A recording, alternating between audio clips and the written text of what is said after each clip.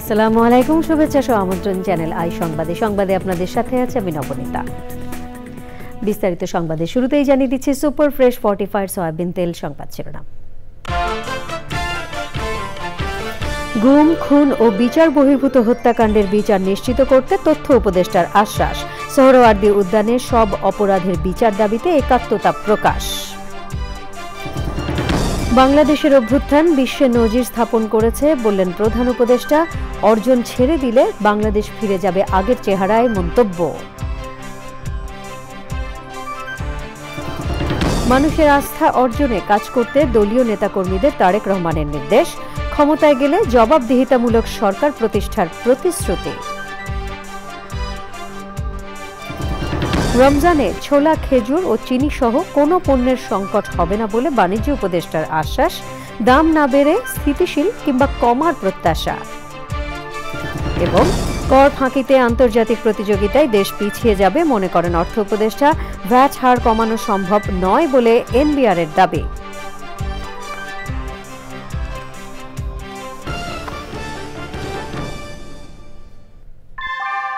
আমরা তৈরি করি বিশ্বমানের জার্মান প্রযুক্তির ভূমিকম্প সহনশীল থার্মেক্স রড, যা আপনার স্থাপনাকে নিরাপদ রাখে প্রজন্ম থেকে প্রজন্ম। সালাম স্টিল, মোস্ট ডিউরেবল স্টিল।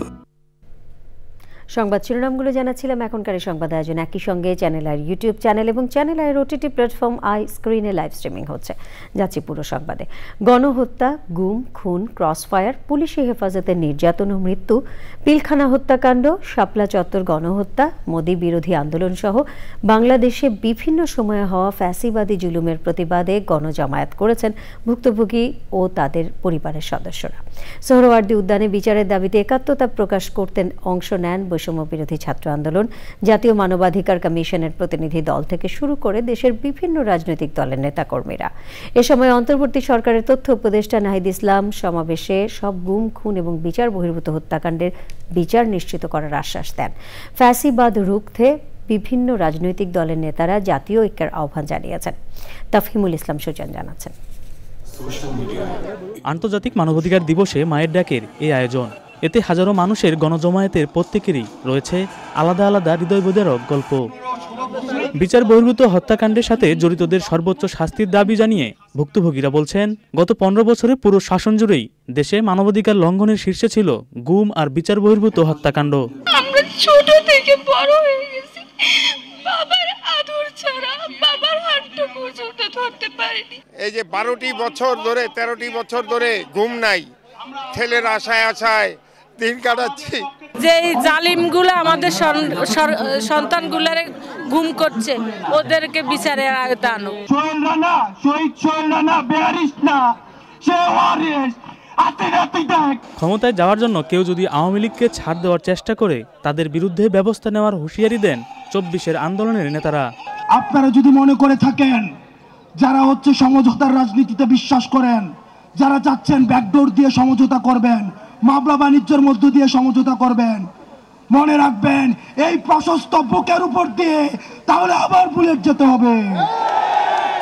যারা জনগণের দাবির সাথে থাকবে, জনগণের সাথে থাকবে, দেশের সাথে থাকবে, তাদের সাথেই শুধু জনগণ থাকবে, বাকিদের অবস্থা হবে ওই খুনি হাসিনার মতো।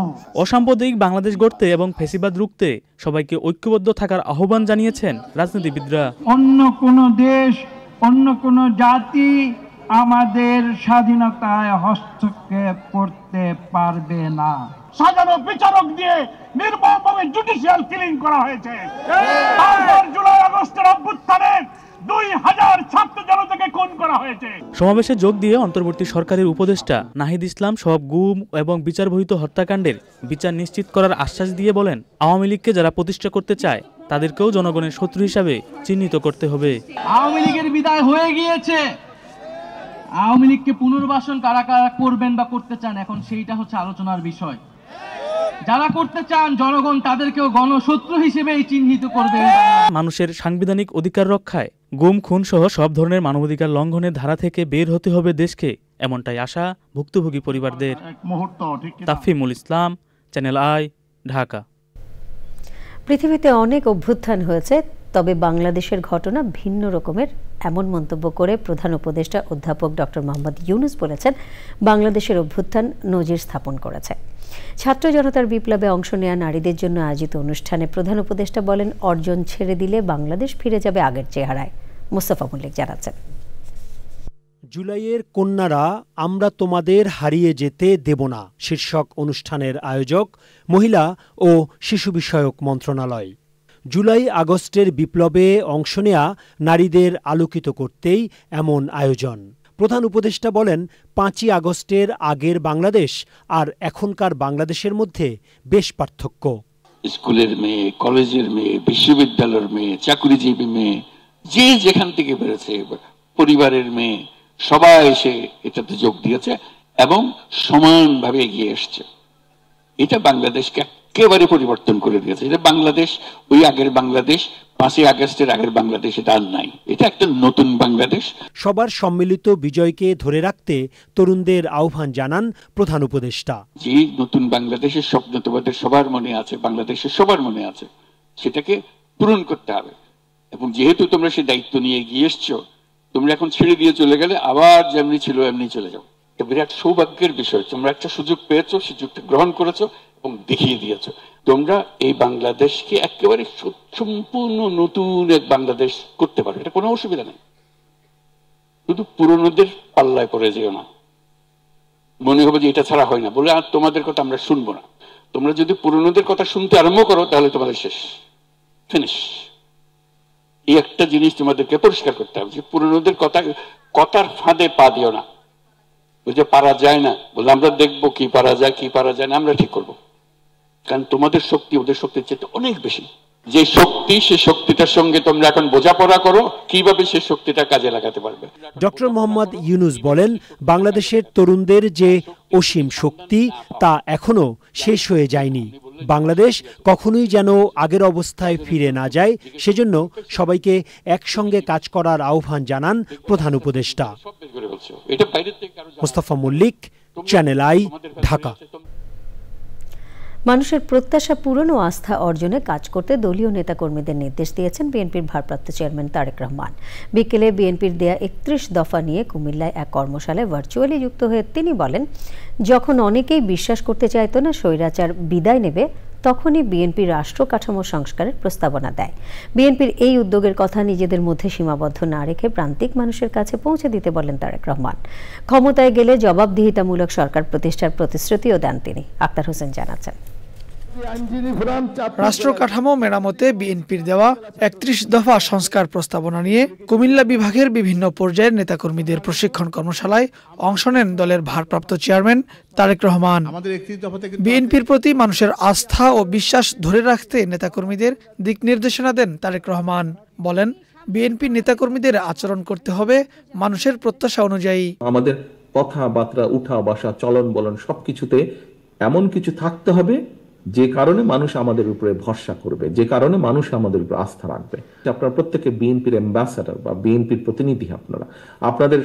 আপনাদেরকে দেখে মানুষ বুঝবে বিএনপি কি। কাজেই দয়া করে নিজেদের সকলকে পরিবর্তন করুন, মানুষের প্রত্যাশা অনুযায়ী উঠা বসা, কথাবার্তা, চলাফেরা দয়া করে করুন।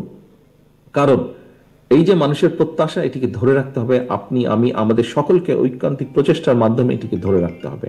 ক্ষমতায় গেলে জবাবদিহিতামূলক সরকার প্রতিষ্ঠার কথা বলেন তারেক রহমান। আমরা দেখেছি কিভাবে ডামি ভোট হয়েছে এই দেশে, আমরা দেখেছি কিভাবে নিশি রাতের ভোট হয়েছে এই দেশে, আমরা দেখেছি কিভাবে ভোট ডাকাতি হয়েছে। এইগুলো যে দেশের কোনো ভালো কিছু করতে পারে না, এটি প্রমাণিত।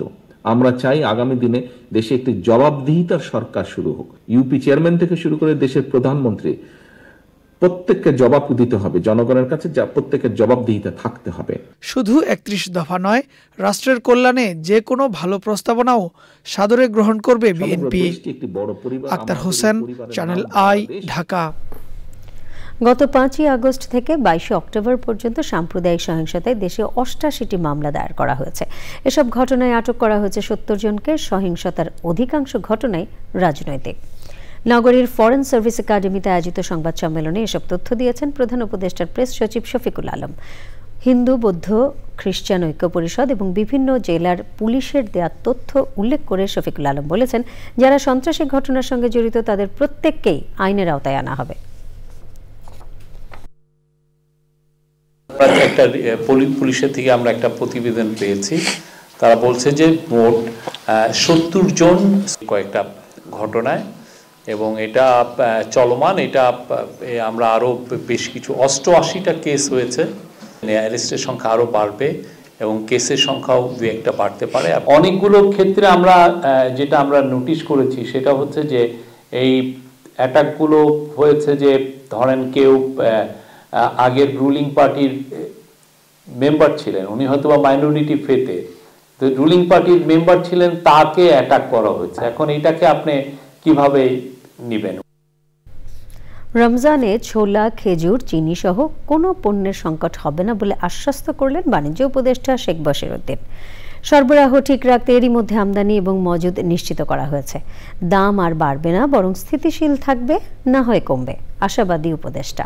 ইকোনমিক রিপোর্টার্স ফোরাম ERF এর আয়োজনে কৃষি বিষয়ে সেরা প্রতিবেদনকারীদের সম্মাননা জানানোর অনুষ্ঠানে প্রধান অতিথি ছিলেন তিনি। কৃষি ভিত্তিক শিল্প গোষ্ঠী প্রাণের চেয়ারম্যান আহসান খান চৌধুরী আগামীতেও এমন আয়োজনে পৃষ্ঠপোষকতার ঘোষণা দেন। রিজভী নওয়াজ জানাচ্ছেন, কৃষি এবং কৃষি প্রক্রিয়াজাত খাত নিয়ে গণমাধ্যমে প্রকাশিত বা প্রচারিত রিপোর্টের মধ্য থেকে বাছাই করা 10 রিপোর্টারকে সম্মাননা জানাতে আয়োজন। তথ্যউপাত্ত বিকৃতির মাধ্যমে গত সরকার উৎপাদন এবং চাহিদার গড়মিল করে রেখে গেছে অভিযোগ করেন আলোচকরা। একটি বড় ধরনের বর্তমান সরকারকে বিপদে ফেলার জন্য নানান ধরনের পরিকল্পনার কথা এবং ষড়যন্ত্রের কথা আমরা জানতে পারছি। এ ব্যাপারে আমি বিশ্বাস করি যিনি আজকের প্রধান অতিথি আছেন তিনি নিশ্চয়ই সচেতন আছেন। আমরা চাই আপনারা খুব অ্যাকুরেট বেসড ইনফরমেশন দেন, যাতে আমাদের ডিসিশন মেকিংয়ে আমাদের কাজটা ইজি হয়ে যায়। হতাশা ঝেড়ে ফেলে সমৃদ্ধ বাংলাদেশ গড়তে সবাইকে পাশে চায় প্রাণ গ্রুপ। কৃষকের লাভ হোক আমরা সকলেই চাই, এতে কিন্তু কোনো বিরোধ নাই। এখন তাহলে মানুষের সহনীয় পর্যায়ে কৃষিকে কিভাবে আনবো? আমরা যদি আমাদের উৎপাদন বাড়াতে পারি বাংলাদেশে, তাহলে কিন্তু আমরা আগামী দিনে কিন্তু কৃষির জন্য সুফল বয়ে আনতে পারবো। বাজারে প্রতিযোগিতা তৈরি করতে পারলে সিন্ডিকেট এমনিতেই অকার্যকর হয়ে যাবে বললেন বাণিজ্য উপদেষ্টা। সামনে রমজান আসছে, আমি রমজানের জন্য আপনাদেরকে সুখবর দিতে চাই। ইনশাআল্লাহ আমি আশা করি যে আমাদের রমজানের যে প্রয়োজনীয় যেসব দ্রব্য, খেজুর, ছোলা, তেল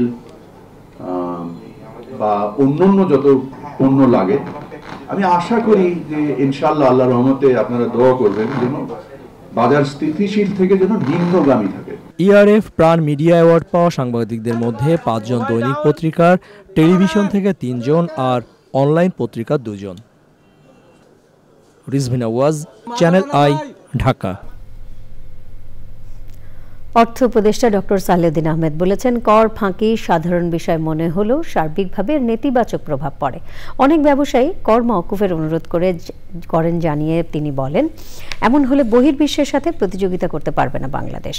এনবিআর চেয়ারম্যান অভিযোগ করেছেন, ভোক্তারা ভ্যাট দিতে চাইলেও অনেক অসাধু ব্যবসায়ী মুনাফার জন্য সেটি গ্রহণ করেন না।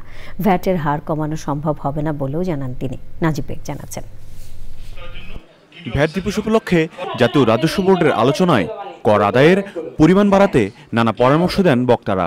ভ্যাটের হার কমিয়ে ক্ষেত্র বাড়ানোর প্রস্তাব দেন কেউ কেউ। রেটের কারণে অনেক সময় ভ্যাট প্রদান করতে সাধারণ মানুষ বা ব্যবসায়ীগণ অনীহা প্রকাশ করেন, ভ্যাটে ফাঁকি দেওয়ার চেষ্টা করে থাকেন। এ বিষয়ে এনবিআর অবস্থান জানান চেয়ারম্যান। ভ্যাট আদায়ে কিছু প্রতিবন্ধকতার কথা তুলে ধরেন তিনি। ভ্যাটের রেট কমানো এই সময়ে এই ধরনের কোনো কমিটমেন্ট করা, চিন্তা ভাবনা করা, এর কোনো সুযোগই নেই। অনেক সময় কাস্টমার দিতে চান, তারা জিজ্ঞেস করেন আমার ভ্যাটের রিসিপ্ট কই, তারা গড়িমসি করেন। এমন কমপ্লেনও আছে যে কাস্টমার ভ্যাট দিয়েছেন কিন্তু আমাদের সম্মানিত ব্যবসায়ীগণ ঠিক মতো সেটা সরকারি কোষাগারে জমা দেননি। অর্থ উপদেষ্টা বলেন, কর ফাঁকি দিলে নানা ধরনের সুবিধা বঞ্চিত হন নাগরিকরা। কর ফাঁকি দিতে গিয়ে আরো বেশি টাকা ব্যয় করেন বলেও জানান তিনি। আপনারা যদি ভ্যাটটা না দিয়ে সেটা বোর্ডে যদি এক সপ্তাহে জাহাজ আটকে থাকে, কত টাকা দেবেন? লেভারেজ। অর্থাৎ সরকারকে আপনি বলবেন আপনি ওঠের আপনি সুবিধা দিন, আমার ট্রান্সপোর্ট সুবিধা, আইটিসি সুবিধা, সেটা না বলে খালি আপনি ক্যালকুলেট করছেন ভ্যাটের টাকা বাঁচালাম, ওদিকে যে টেবিলের নিচে অনেক টাকা চলে যাচ্ছে বা অন্যদিকে টাকা চলে যাচ্ছে সেইটাকে তো আপনি হিসাব করেন না। ব্যবসা করার পর কিছু করে আমাকে ট্যাক্স থেকে একটু অব্যাহতি দেন। আর আমাদের শুধু টিপিক্যাল ইনফ্যান্ট ইন্ডাস্ট্রি আর্গুমেন্ট আছে। তবে কর আদায়ে এনবিআর কর্মকর্তাদের আরও আন্তরিক হওয়ার আহ্বান জানান অর্থ উপদেষ্টা। নাজিব বেগ, চ্যানেল আই, ঢাকা। বিএনপি নেতারা বলেছেন ভিনদেশি সংস্কৃতি পরিহার করে দেশীয় সংস্কৃতিকে গুরুত্ব দেওয়ার লক্ষ্যে সবার আগে বাংলাদেশ স্লোগান নিয়ে এগিয়ে যেতে চান তারা। এ লক্ষ্যে 16 ডিসেম্বর বিজয় দিবসের দিন রাজধানীর মানিক মিয়া অ্যাভিনিউতে বিএনপি কনসার্ট করবে। রাজনৈতিক প্রভাব মুক্ত পুলিশ বাহিনী গড়ে তুলতে পুলিশ কমিশন ও উপজেলাগুলোতে নাগরিক কমিটি গঠনের সুপারিশ করেছে বিএনপি। রাহুল রায় জানাচ্ছেন। 16 ডিসেম্বর মহান বিজয় দিবস সামনে রেখে বিএনপির নতুন স্লোগান সবার আগে বাংলাদেশ। আমাদের ভারপ্রাপ্ত চেয়ারম্যান জনাব তারেক রহমান তিনি আমাদেরকে এই ধারণাটুকু এমনভাবে দিয়েছেন, সবার আগে যে বাংলাদেশ, এটি একটা নতুন ধারণা, নতুন চিন্তা জাতিকে একত্রিত করার জন্য। রাজধানীতে সংবাদ সম্মেলনে দলটির নেতারা জানিয়েছেন নিজস্ব সংস্কৃতিকে সর্বোচ্চ গুরুত্ব দিতেই এই স্লোগান। বিজয় দিবসে বিশেষ আয়োজনের কথাও তুলে ধরেন দলের নেতারা। হিন্দি সংস্কৃতি বা উর্দু গান, উর্দু সংস্কৃতি বা বিনদেশি যেই কোনো সাংস্কৃতিক অবস্থান থেকে বের হয়ে আমরা একটা দেশপ্রেমিক বাংলাদেশের সংস্কৃতি তুলে ধরার জন্য এই প্রজন্মকে উদ্বুদ্ধ করার লড়াইয়ে আজকে আমরা ঐক্যবদ্ধ রয়েছি। আগামী 16 ডিসেম্বর মানিক মিয়া অ্যাভিনিউতে বাংলাদেশের গান, বাংলাদেশের সংস্কৃতির মধ্য দিয়ে আপনাদের সামনে, জাতির সামনে, প্রজন্মের সামনে তুলে ধরছি এবং তুলে ধরব। নির্বাচন প্রক্রিয়া সংস্কারে দলীয় প্রস্তাব জানানোর পরদিন পুলিশ বাহিনী সংস্কারের প্রস্তাব তুলে ধরেছে বিএনপি। নির্বাচন প্রক্রিয়া সংস্কারে দলীয় প্রস্তাব জানানোর পরদিন পুলিশ বাহিনী সংস্কারের প্রস্তাব তুলে ধরেছে বিএনপি। দলের চেয়ারপারসনের গুলশান কার্যালয়ে এ নিয়ে সংবাদ সম্মেলন করেন নেতারা। যে যারা পুলিশের কর্মকাণ্ড সম্পর্কে পরামর্শ দিবে বা নিয়ন্ত্রণ করবে বা পুলিশ বাহিনী গুরুতর অন্যায় করলে তার প্রতিবিধান করবে, সেই জন্য যে কমিটিতে, যে পুলিশ কমিশন, এখানে কিন্তু সব রাজনৈতিক দলের, সরকার এবং বিরোধী দলের প্রতিনিধিত্ব থাকছে, যার ফলে ইচ্ছামত করলে পুলিশ বাহিনীকে কেউ নিজস্ব দলীয় স্বার্থে ব্যবহার করা যাবে না। বিএনপি নেতারা বলেছেন সবাই ঐক্যবদ্ধ থাকলে একটি সুন্দর বাংলাদেশ গড়ে তোলা সম্ভব। রাহুল রায়, চ্যানেল আই, ঢাকা। মুসলিম বিশ্বে চলমান সংকট নিরসনে ইরানের সঙ্গে একত্রে কাজ করতে চায় বাংলাদেশ জামায়াতে ইসলামী। রাজধানীর মগবাজারে ইরানের রাষ্ট্রদূত মনসুর চাভৌসির সাথে জামায়াতে ইসলামীর বৈঠকে দলটির নায়েবে আমির ডাক্তার সৈয়দ আবদুল্লাহ মোহাম্মদ তাহের একথা বলেন। নায়েবে আমির বলেন, বাংলাদেশের সাথে ইরানের ব্যবসা বাণিজ্য খাত আগামীতে আরও ঘনিষ্ঠ সম্পর্ক বাড়াবে। অন্তর্বর্তী সরকারকে সমর্থন ও পাশে থেকে সহযোগিতা করার আশ্বাস দিয়েছেন ইরানের রাষ্ট্রদূত। বৈঠকে ছিলেন জামায়াতে ইসলামীর আমির ডাক্তার শফিকুর রহমান ও নায়েবে আমির অধ্যাপক মুজিবুর রহমান ও শীর্ষ নেতারা।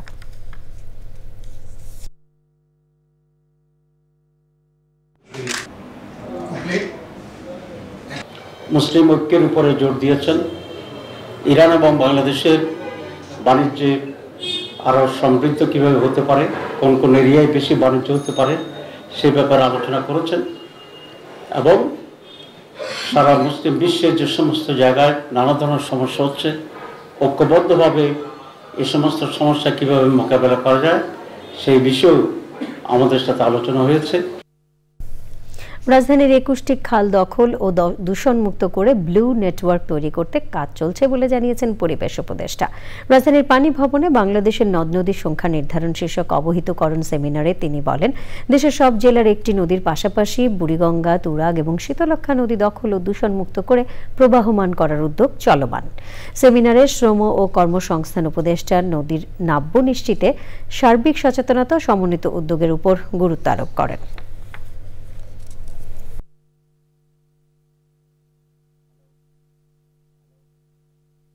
নদীগুলো বন্ধ হয়ে গেছে, নদীগুলো দখল হয়ে গেছে, অথবা নদীগুলোর নাব্যতা নেই। এই দুটো, একটা নাব্যতা যেখানেই কম সেখানেই দখল হয়েছে। আরেকটি বড় সমস্যা হচ্ছে, যেটা আমি নিজের চোখে নিজে না দেখলে বিশ্বাস করতাম না, এটা হচ্ছে বালু উত্তোলন। বালির উত্তোলনের জন্য 2 জনকে দেন, ওখানে 20 জন এসে উত্তোলন করে। আইনে ভূমি প্রশাসন ম্যানুয়ালে প্রবাহহীন নদী আপনি বলতে পারেন, কিন্তু মৃত নদী বলার কোনো সুযোগ নেই। এই মৃত নদী বলেই ডিসি মহোদয়রা সকলে না, কেউ কেউ এগুলোকে লিজ দিয়ে ফেলেন, কিন্তু আসলে নদী কখনোই লিজেবল না। আমরা বুড়িগঙ্গা, তুরাগ এবং শীতলক্ষা এই 3টি নদীকেই দখল এবং দূষণমুক্ত করার একটা বিস্তারিত কর্ম পরিকল্পনা করে কাজটা শুরু করে দেওয়ার চেষ্টা করব। এবারে আই স্পোর্টস।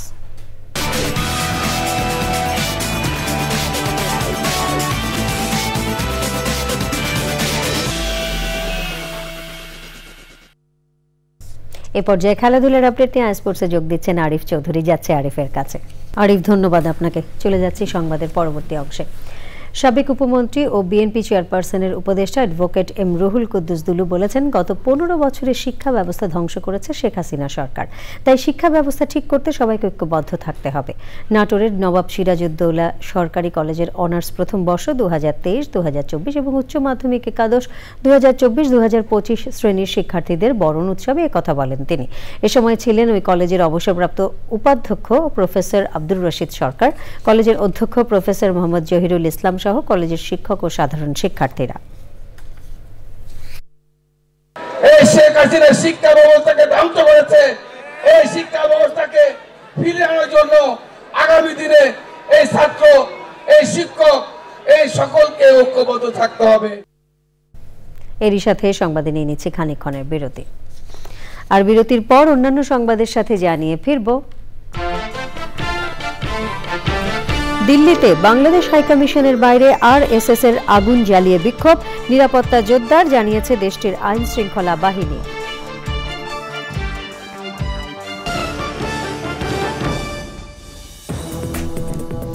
বিরতির পর আমন্ত্রণ আরও একবার। মঙ্গলবার বাদ জোহর রাজধানীর টিকাটুলি মসজিদে বাংলা ভিশনের পরিচালক মোহাম্মদ আজিজুল হকের নামাজে জানাজা হয়েছে। পরে আজিমপুর কবরস্থানে দাফন করা হয় তাঁকে। রোববার দিবাগত রাতে সিঙ্গাপুর জেনারেল হাসপাতালে চিকিৎসাধীন অবস্থায় মারা যান তিনি। মৃত্যুকালে মরহুমের বয়স হয়েছিল 47 বছর। বাবা, মা, স্ত্রী, 2 ছেলে, 3 মেয়ে, ভাই বোন এবং আত্মীয় স্বজন সহ অসংখ্য গুণগ্রাহী রেখে গেছেন আজিজুল হক। মোহাম্মদ আজিজুল হকের মৃত্যুতে বিভিন্ন রাজনৈতিক দল, সামাজিক সংগঠন এবং ব্যবসায়ী নেতৃবৃন্দ শোক জানিয়েছেন। নিটোল টাটা, আন্তর্জাতিক সংবাদ।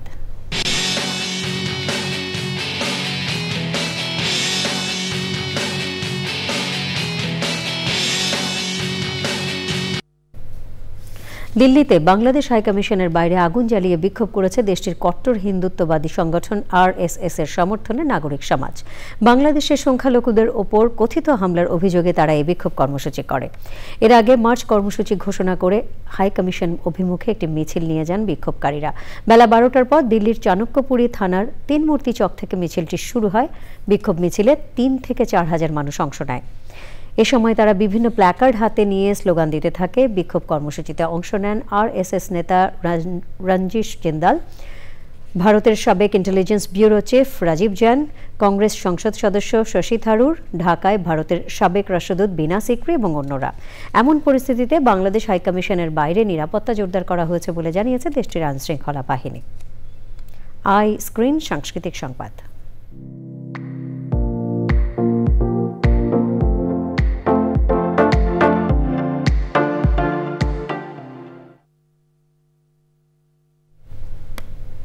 বিনোদনের দুনিয়া আইস্ক্রিনে প্রদর্শিত হচ্ছে জনপ্রিয় সব মঞ্চনাটক। এরই ধারাবাহিকতায় আইস্ক্রিনে চলছে মঞ্চনাটক টিনের তলোয়ার।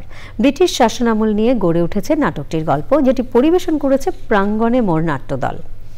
নাটকটির নির্দেশনা দিয়েছেন অনন্ত হীরা। আইস্ক্রিন সাবস্ক্রাইব করে নাটকটি উপভোগ করতে পারবেন দর্শকরা।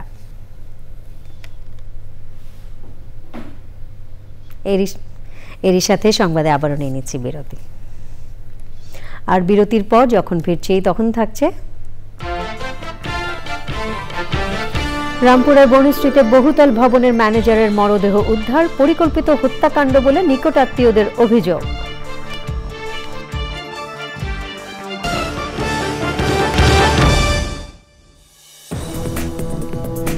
আপনারা দেখছেন চ্যানেল আই সংবাদ। রামপুরার বনশ্রীর এফ ব্লকের ৮ নম্বর রোডের গ্লোরিয়াস টাওয়ারের ম্যানেজারের মরদেহ উদ্ধার করেছে পুলিশ।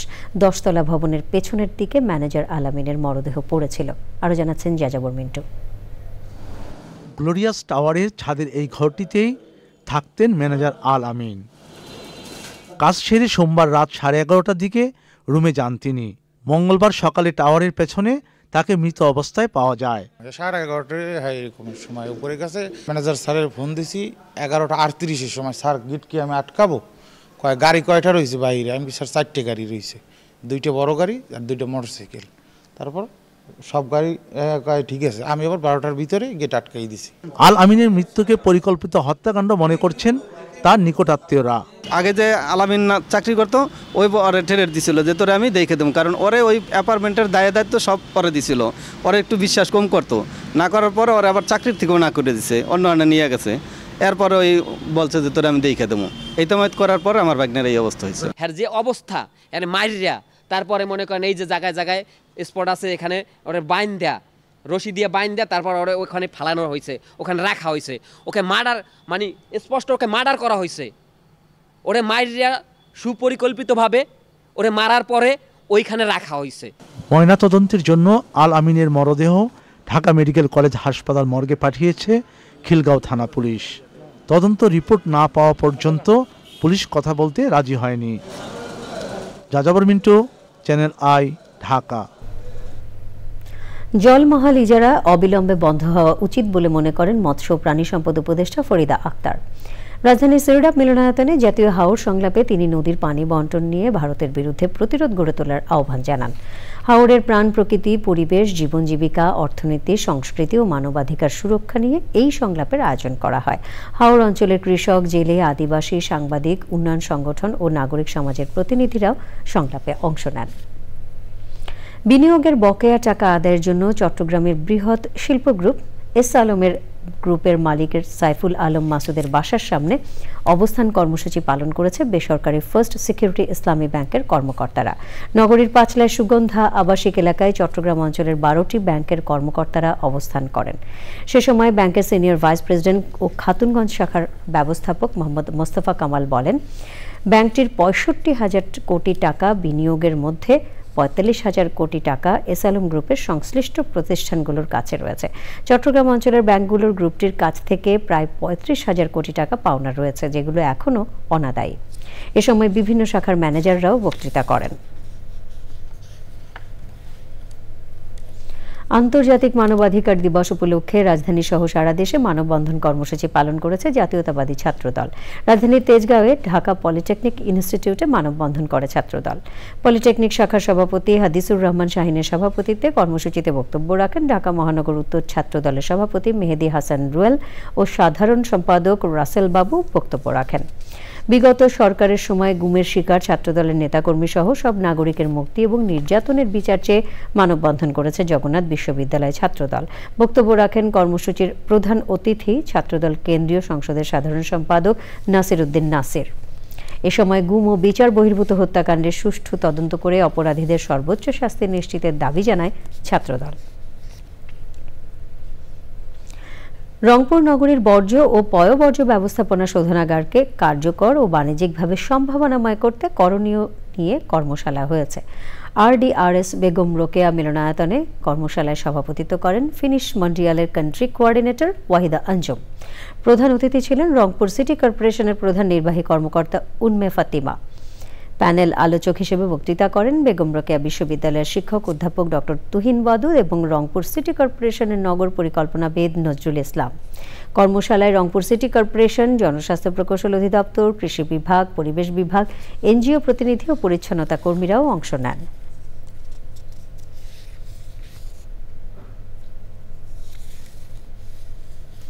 আন্তর্জাতিক মানবাধিকার দিবস উপলক্ষে রাজধানী সহ সারা দেশে মানববন্ধন কর্মসূচি পালন করেছে জাতীয়তাবাদী ছাত্রদল। ভ্যাট দেব, জনে জনে অংশ নেব উন্নয়নে। প্রতিপাদ্যে চট্টগ্রামেও শুরু হয়েছে জাতীয় ভ্যাট দিবস ও ভ্যাট সপ্তাহ। চট্টগ্রাম র্যাডিসন ব্লুতে কাস্টমস এক্সাইজ ও ভ্যাট কমিশনার মোহাম্মদ জাকির হোসেনের সভাপতিত্বে আয়োজনে প্রধান অতিথি ছিলেন চট্টগ্রাম সিটি কর্পোরেশনের মেয়র ডাক্তার শাহাদাত হোসেন। সে সময় আরও ছিলেন কাস্টমস এক্সাইজ ও ভ্যাট ট্রেনিং একাডেমির মহাপরিচালক AKM নুরুল হুদা আজাদ, চট্টগ্রাম কর অঞ্চল 1-এর কমিশনার ডক্টর মোহাম্মদ শামসুল আরিফিন ও অন্যরা।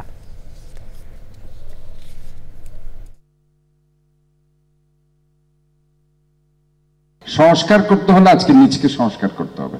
আমি যতক্ষণ না সংস্কার নিজকে করতে না পারবো, আমি দেশের জন্য কিছু করতে পারবো না। এবং দেশের জন্য করতে হলে ওই জায়গায় আমাদেরকে অ্যাড্রেস করতে হবে দেশপ্রেম।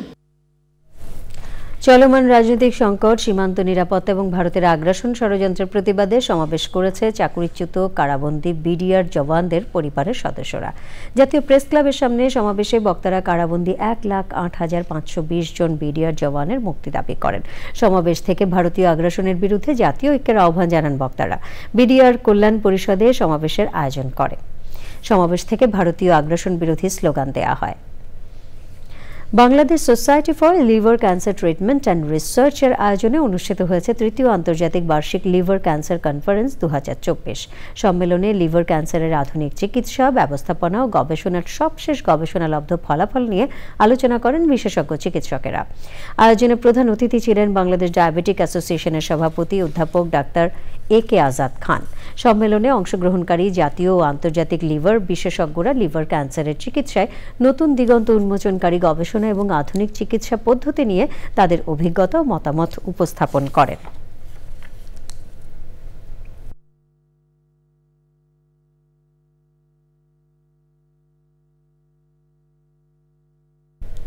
অনুষ্ঠিত হল Bangladesh association of contact centre and outsourcing বাক্কর পঞ্চম বিশেষ সাধারণ সভা, 13তম বার্ষিক সাধারণ সভা এবং মেম্বার্স নাইট 2024। মহান মুক্তিযুদ্ধে শহীদ সব বীর মুক্তিযোদ্ধা ও জুলাই গণঅভ্যুত্থানে আত্মত্যাগকারী সবাইকে শ্রদ্ধার সাথে স্মরণ করার মাধ্যমে সভা শুরু হয়।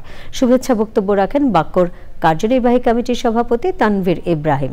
বাক্কর সাধারণ সম্পাদক ফয়সাল আলিমের 12তম বার্ষিক সাধারণ সভার কার্য বিবরণী, চলতি বছরের সব কার্যক্রম এবং অগ্রগতি প্রতিবেদন উপস্থাপন করেন। সে সময় ছিলেন সংগঠনের সহসভাপতি মোহাম্মদ তানজিরুল বাশার, যুগ্ম সাধারণ সম্পাদক মুসনাদ আহমেদ সহ কেন্দ্রীয় নেতারা।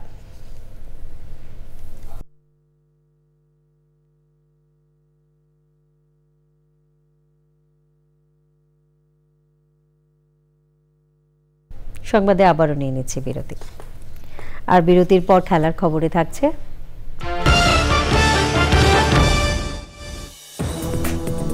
বিরতির পর আপনাদের সাথে আছি চ্যানেল আই সংবাদ নিয়ে। বিশ্ব মোড়লদের হীন রাজনৈতিক উদ্দেশ্য চরিতার্থে দেশ ভেদে মানবাধিকার বিপন্ন। বিশ্ব মানবাধিকার দিবস উপলক্ষে হিউম্যান রাইটস এইড বাংলাদেশ আয়োজিত সেমিনারে এই অভিমত ব্যক্ত করেছেন আলোচকরা। গত 15 বছরে মানবাধিকার লঙ্ঘিত হয়েছে উল্লেখ করে বক্তারা বলেন, দেশে কর্তৃত্ববাদী সরকার প্রতিষ্ঠা করতে জনগণকে দাস হিসেবে ব্যবহার করেছে হাসিনা সরকার। বর্তমান সংবিধান বাদ দিয়ে মানবাধিকার প্রতিষ্ঠা করতে জনগণের আশা আকাঙ্ক্ষার সংবিধান পুনর্লিখিত হওয়া দরকার বলে তুলে ধরেন বক্তারা। মানারাত ইন্টারন্যাশনাল ইউনিভার্সিটির উপাচার্য প্রফেসর মোহাম্মদ আব্দুর রবের সভাপতিত্বে সেমিনারে প্রধান অতিথি ছিলেন বাংলাদেশ সুপ্রিম কোর্টের বিচারপতি নজরুল ইসলাম চৌধুরী। প্রবন্ধ উত্থাপন করেন সুপ্রিম কোর্টের সাবেক রেজিস্ট্রার ইকতেদার আহমেদ।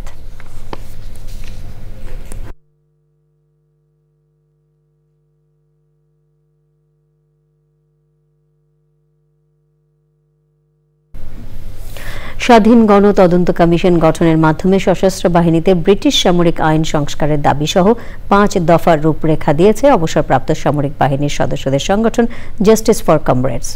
সশস্ত্র বাহিনীতে চাকুরিচ্যুতি, সাবেক সদস্যদের আটক ও গুমের চেষ্টার প্রতিবাদে ঢাকার রিপোর্টার্স ইউনিটিতে সংবাদ সম্মেলনে বক্তারা বলেন, যারা সাবেক কর্মকর্তাদের গ্রেফতার করেছে তাদের আইনের আওতায় নিয়ে আসতে হবে। ক্ষমতাচ্যুত প্রধানমন্ত্রী শেখ হাসিনার দোসররা বিভিন্ন বাহিনীর মধ্যে থেকে দেশে বিভাজন তৈরি করার চেষ্টা করেছে বলেও অভিযোগ করেন বক্তারা।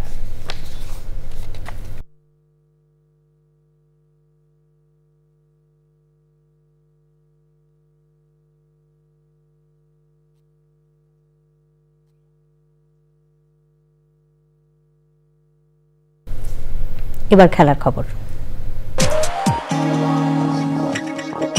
সংবাদ শিরোনামগুলো জানিয়ে দিচ্ছি আরো একবার। গুম, খুন ও বিচার বহির্ভূত হত্যাকাণ্ডের বিচার নিশ্চিত করতে তথ্য উপদেষ্টার আশ্বাস। সোহরাওয়ার্দী উদ্যানের সব অপরাধের বিচার দাবিতে একাত্মতা প্রকাশ। বাংলাদেশের অভ্যুত্থান বিশ্বে নজির স্থাপন করেছে বললেন প্রধান উপদেষ্টা। অর্জন ছেড়ে দিলে বাংলাদেশ ফিরে যাবে আগের চেহারায় মন্তব্য। মানুষের আস্থা অর্জনে কাজ করতে দলীয় নেতাকর্মীদের তারেক রহমানের নির্দেশ। ক্ষমতায় গেলে জবাবদিহিতামূলক সরকার প্রতিষ্ঠার প্রতিশ্রুতি। রমজানে ছোলা, খেজুর ও চিনি সহ কোনো পণ্যের সংকট হবে না বলে বাণিজ্য উপদেষ্টার আশ্বাস। দাম না বেড়ে স্থিতিশীল কিংবা কমার প্রত্যাশা। এবং কর ফাঁকিতে আন্তর্জাতিক প্রতিযোগিতায় দেশ পিছিয়ে যাবে মনে করেন অর্থ উপদেষ্টা। ভ্যাট হার কমানো সম্ভব নয় বলে এনবিআর এর দাবি।